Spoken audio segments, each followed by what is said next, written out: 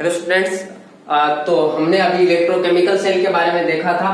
इसके बाद में हम ये देखते हैं कि इसके अंदर जो हम रोड की बात कर रहे थे वो होता क्या है आखिर, है ना। तो ये हम बात करते हैं इलेक्ट्रोड पोटेंशियल की। यहाँ पर इलेक्ट्रोड विभव की बात करते हैं, तो इलेक्ट्रोड पोटेंशियल क्या है ये देखते हैं, है ना।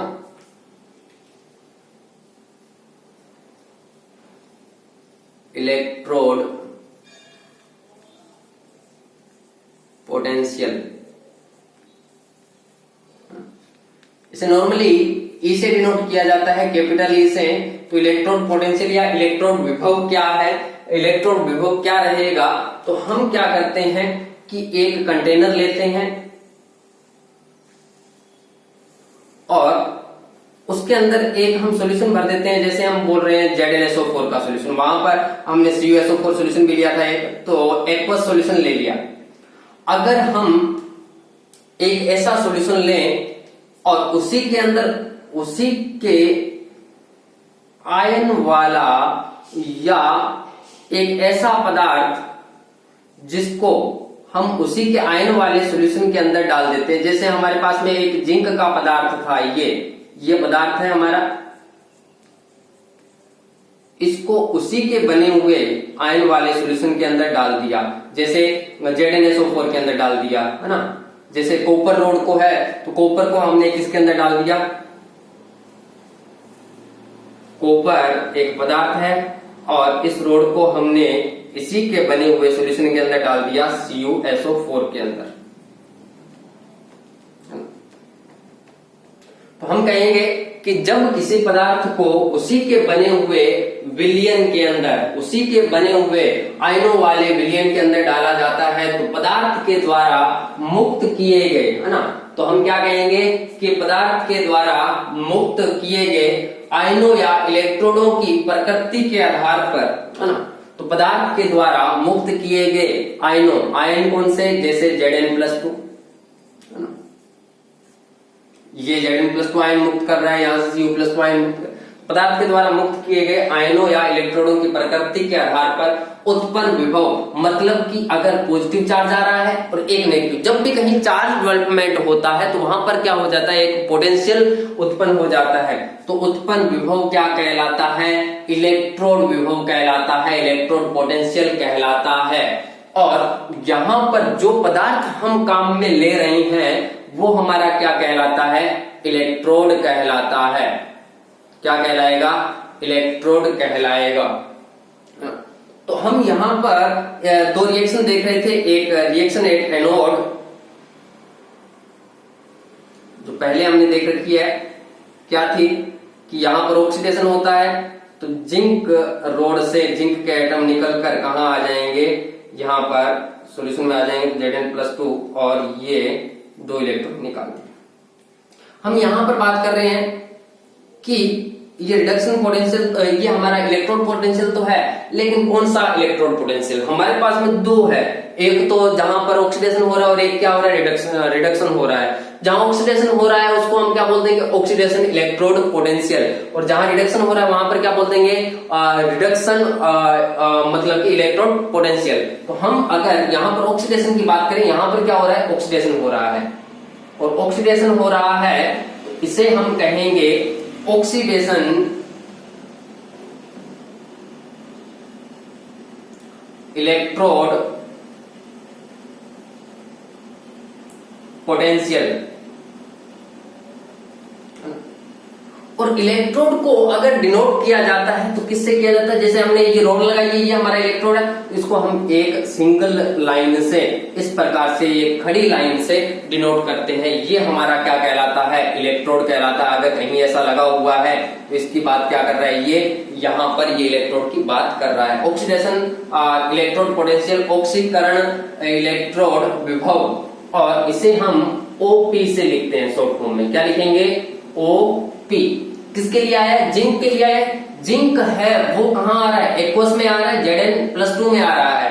तो जिंक से Zn+2 में आ रहा है तो इसे हम लिखने के लिए क्या करते हैं, जिंक और Zn+2 इन दोनों को हम लिख लेते हैं अलग अलग। तो लेफ्ट साइड वाला लेफ्ट में और राइट साइड वाला कहां लिखेंगे, राइट साइड में। तो इसका ऑक्सीडेशन हो रहा है, जिसका ऑक्सीडेशन हो रहा है उसी के लिए लिखेंगे oxidation potential. Oxidation potential oxidation वाले के लिए, रिडक्शन पोटेंशियल रिडक्शन वाले के लिए। तो जिंक और यहां पर हमने लिख दिया Zn+2 ये एक्वस में। अब क्या करेंगे, इन दोनों के बीच में एक डंडा लगा देंगे, ये वाला। ये क्या बता रहा है कि यहां पर ये इलेक्ट्रोड है वो जिंक का है, और इसमें क्या हो रहा है देखिएगा, 0 से +2 में जा रहा है, 0 से +2 में जा रहा है। तो क्या हो रहा है, ऑक्सीडेशन तो 0 से +2 में जा रहा है, लेफ्ट टू राइट में जिंक Zn+2 से 0 से Zn+2 में जा रहा है, ऑक्सीडेशन हो रहा है। तो इसे हम क्या बोल देते हैं, ऑक्सीडेशन पोटेंशियल। और ये जिंक के लिए होता है प्लस में 0.76 वोल्ट। तो पोटेंशियल को, इलेक्ट्रॉन पोटेंशियल को किस में मापा जाता है, अगर आपसे पूछता है तो ये वोल्ट में मापा जाता है। अब ये तो बात हुई कि ऑक्सीडेशन रिडक्शन पोटेंशियल की। अगर वो हमें ऑक्सीडेशन इलेक्ट्रॉन पोटेंशियल की, अगर हमें वो दे देता है कि इसका रिडक्शन हो रहा है, तो रिडक्शन वाली रिएक्शन हमारी क्या थी, रिएक्शन एट कैथोड। अगर हम यहां पर बात करते हैं तो हमारा जो कॉपर था Cu+2 आयन एक्वस में था, और इसने क्या किए, 2 इलेक्ट्रॉन ग्रहण किए, और ये गेन कर कर क्या बना रहा था, Cu सॉलिड बना रहा था। मतलब +2 से 0 में जा रहा है। तो क्या हो रहा है, रिडक्शन। आपको पता है रिडक्शन कहां होता है और ऑक्सीडेशन कहां होता है। तो जिसका रिडक्शन हो रहा है, तो रिडक्शन वाले के लिए क्या लिखेंगे, रिडक्शन इलेक्ट्रोड पोटेंशियल लिखेंगे। इसे हम Rp से लिखते हैं, इसको OP से, और यहां पर क्या लिखा जाएगा, रिडक्शन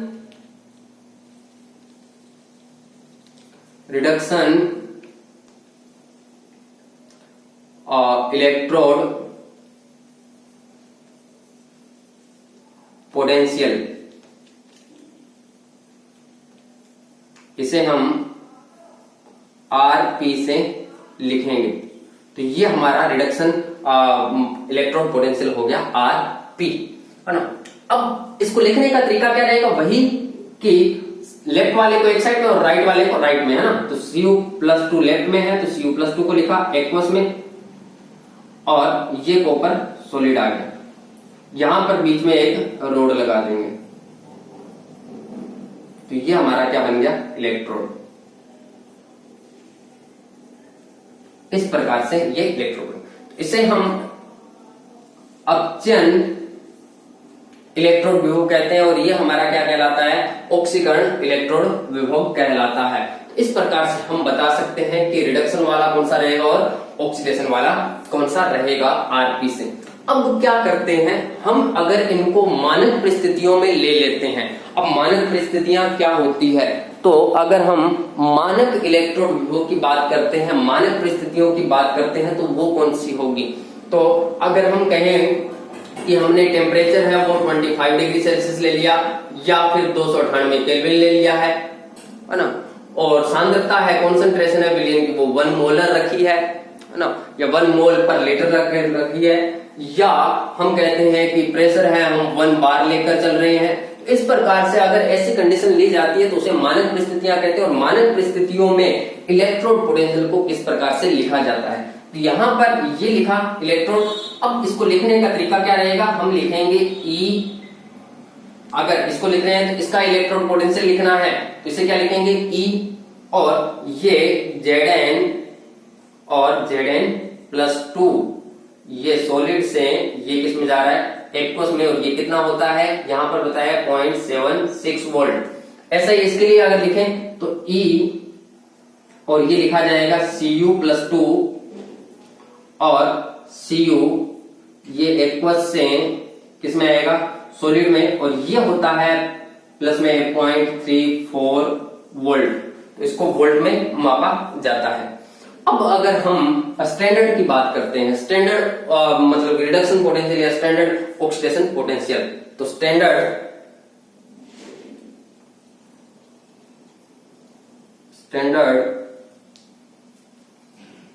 इलेक्ट्रोड पोटेंशियल SP की बात कर रहे हैं, है ना। तो मानक इलेक्ट्रोड विभव क्या होगा, तो मानक इलेक्ट्रोड विभव की अगर हम बात करते हैं तो मानक परिस्थितियों में लिया गया, मानक परिस्थितियों में मापा गया इलेक्ट्रोड विभव क्या कहलाता है? मानक इलेक्ट्रोड विभव कहलाता है। तो ये ऑक्सीडेशन के लिए इसे क्या कहते हैं? मानक ऑक्सीकरण इलेक्ट्रोड विभव। और रिडक्शन के लिए क्या कहेंगे? अपचयन। तो मानक अपचयन इलेक्ट्रोड विभव किस प्रकार से लिखेंगे? तो मानक परिस्थितियों के लिए हम लिख लेते हैं इसको एक बार।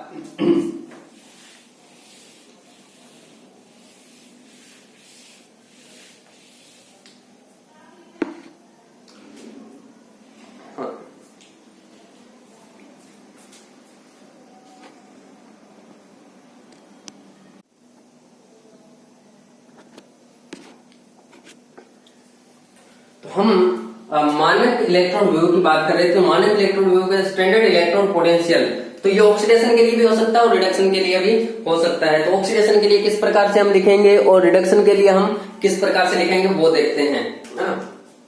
तो अगर ये बोल देता है कि हमें ऑक्सीडेशन वाले के लिए चाहिए, ऑक्सीडेशन वाले के लिए क्या होगा? स्टैंडर्ड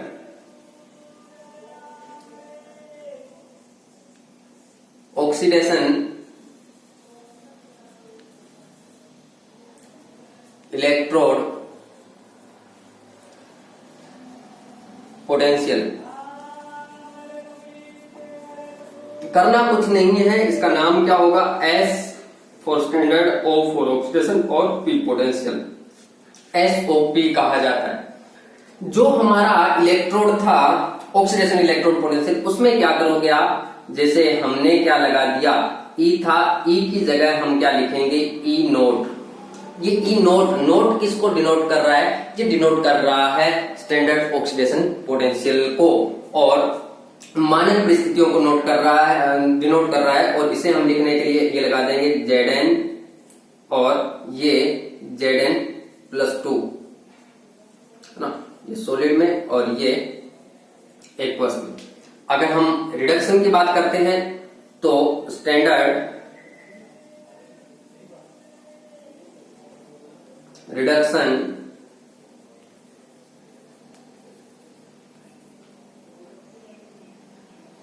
इलेक्ट्रोड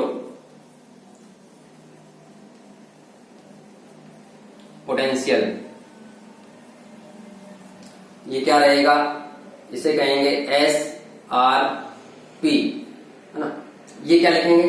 जो ये लिखा था, तो E नोट, यहां पर तो देखिए 0 से +2 हो रहा है, मतलब ऑक्सीडेशन हो रहा है, तो ये ऑक्सीडेशन के लिए हो गया। तो ये तो SOP आ गया हमारे पास में। और यहां पर रिडक्शन दिखाना है तो Cu+2 से Cu, ये एक्वस से सॉलिड में जा रहा है, SRP। अब क्या है, अगर हम रिलेशन देखना चाहते हैं, बहुत इंपॉर्टेंट रिलेशन है SOP और SRP में, है ना। तो SOP और SRP में रिलेशन क्या है ये देखते हैं हम।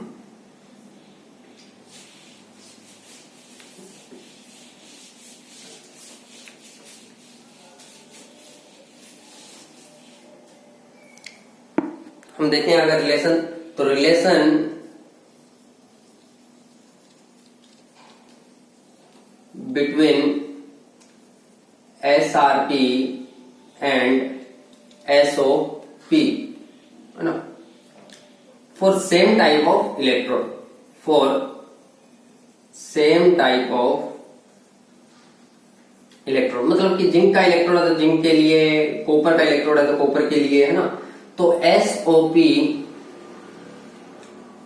इक्वल टू होता है माइनस में SRP, कि अगर हमारा किसी के लिए SOP, जैसे जिंक के लिए अगर हम बात करें तो जिंक के लिए E नोट, ये हमें दे रखा है, जिंक Zn से Zn+2 में जा रहा है, और इसके लिए SOP दे दिया प्लस में 0.7, SRP दे दिया, SOP नहीं, हाँ SRP दे रखा है। हम SRP की बात करें तो SRP में क्या होगा, यहां पर भी रिडक्शन दिखाना पड़ेगा कि Zn+2 से किस में जा रहा है? जिंक में।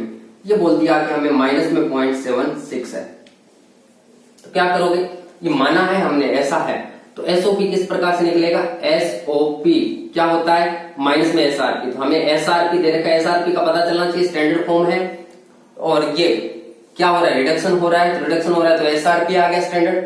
और अगर ये स्टैंडर्ड फॉर्म दे रखी है और ऑक्सीडेशन हो रहा है तो वो क्या हो जाएगा, ऑक्सीडेशन हो जाएगा स्टैंडर्ड। एसओपी माइनस में क्या होता है, एसआरपी। हमें एसआरपी पता लग गया कितना, माइनस में 0.76, तो माइनस और माइनस में 0.76 क्या बन जाएगा, प्लस में 0.76।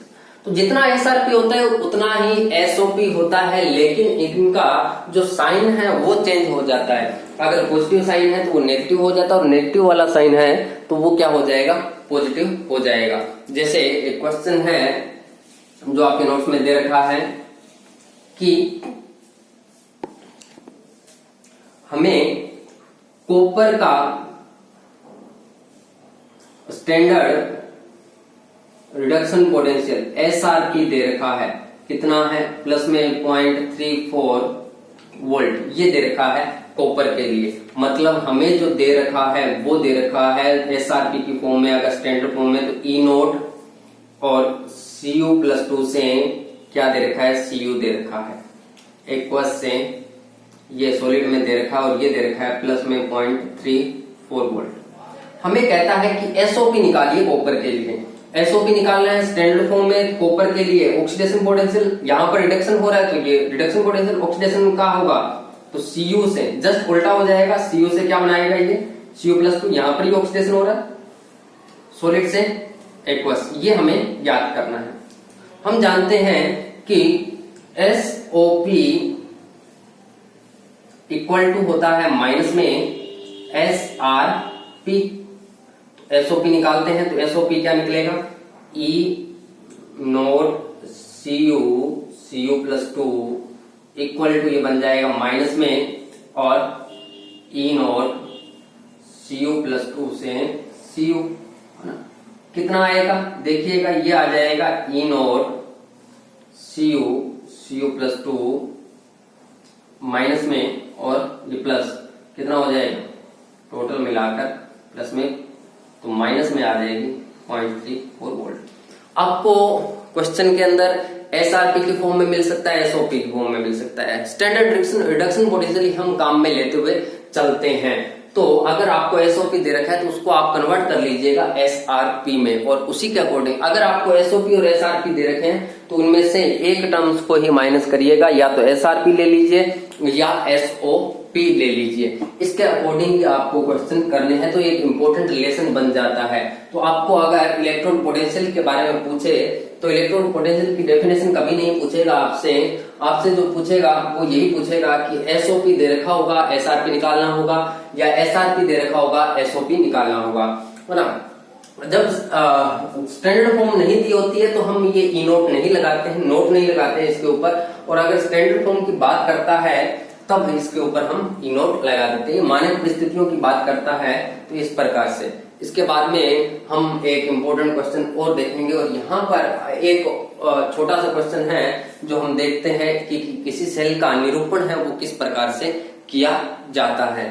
तो जो भी हमें ये चीजें दे रखी है जो आपको बता रहा हूं उनको साथ में रिवाइज करते हुए चलना, नहीं तो ये भूल जाओगे, है ना। छोटी छोटी चीजें जितनी भी बताई जाती है, जैसे एसओपी की टर्म्स बताई है, एसआरपी की बताई है, सेल में एनोड और कैथोड की बताई थी कि एनोड कौन सा होता है, कैथोड कौन सा होता है, तो उनको ध्यान में रखते हुए चलिएगा, है ना।